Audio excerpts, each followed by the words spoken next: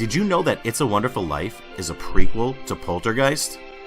It's also pretty racist towards Italians. Garlic eater. You hear what he said, Mr. Bailey? The first event we're shown from George's life is when he saves his younger brother. That's him when he was 12, back in 1919. Something happens here you'll have to remember later on. After that, we flash forward to 1928. It's Harry's senior year, and George goes to the dance where he meets Mary, only to find out that his father had a stroke and died that very night. Come on home, quick. Your father's had a stroke. With the passing of his father, George is forced to take over the family's dead-end business. The first thing George does with the building and loan is he begins to lend to low-income Italian immigrants. Now you take this loan here. I happen to know the bank turned down this loan, but he comes here and we're building him a house worth $5,000. George doesn't want the dirty Italians living in Bedford Falls, so he sets them up with predatory loans in a very specific area in town. The loans are for houses that the people can't afford in a segregated community called Bailey Park. George doesn't live in Bailey Park. He lives in the nice, clean, white Bedford Falls. Despite the hardships, Martini does pretty well for himself. He opens up a bar with his family, he pays off his loan at Bailey Park. Things are looking good. I own the house. Me, Giuseppe Martini, I own my own house. No more we live like a pig. Garlic eaters. He means Martini. Yeah, Merry Christmas. Glad you come. How about some of that good spaghetti? We got everything. The movie plays out, George meets his guardian angel named Clarence, and he gets to see what life would have been like had he never been born. Check out all the Native American imagery here. It's a lot of it. Also, if you notice, Clarence is carrying around a copy of Tom Sawyer. And of course, you already knew that the villain of Tom Sawyer is Injun Joe. The evil and savage Native American, Injun Joe. So now we're in the reality where George never existed. Martini never got the loan, he never bought the bar, and he and Clarence get kicked out onto the street.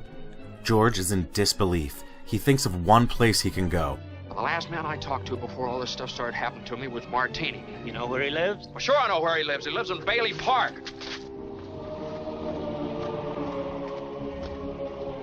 Are you sure this is Bailey Park? No, I'm not sure of anything anymore. All I know is this should be Bailey Park. Wait a minute. So if George had never been born, they would have built a cemetery where he built Bailey Park? This couldn't have been where he built Bailey Park, right? This can't be an old cemetery. This has to be something that happened recently. Because remember, George didn't take control of the building and loan until his father died in 1928. His father had a stroke, they buried him in the family plot. Oh shit, he would be right next to this kid. Yeah, look, you can see his tombstone. Peter Bailey, 1928. So in both realities, he dies in 1928. And in both realities, he thinks this is where Martini's house is. Enter the Martini Castle. Come on, there's no way that he built Bailey Park over a cemetery, right?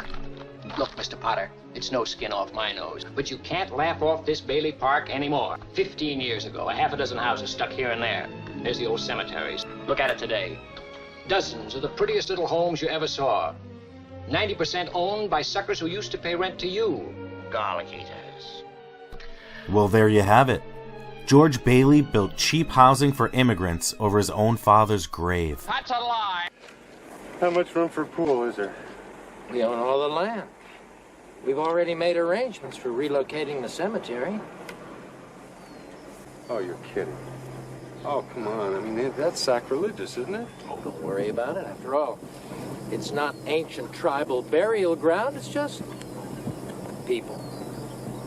Besides, we've done it before. When? Right down there.